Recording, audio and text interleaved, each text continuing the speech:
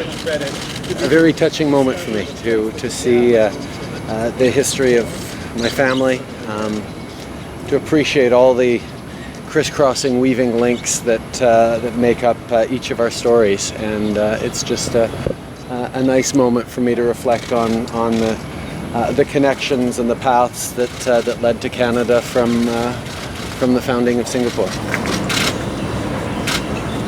In 1819, the first British flag was flown over Fort Canning Hill by a man named William Farquhar, who was the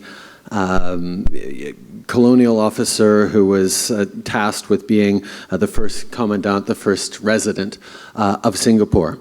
His partner was a French Moroccan woman by the name of Antoinette Clément, and they had a daughter named Esther Farquhar, who then married a fellow here who would become the first chief of police.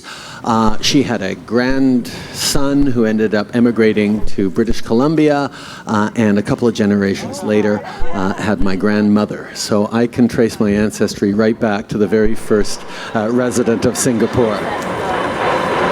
It's a story that, for me, doesn't just highlight the connections between Canada and Singapore, it also highlights the advantages and the reality of diversity and multiculturalism. I wouldn't exist if it wasn't for multiculturalism, and I think that's something that also binds Singapore and Canada together.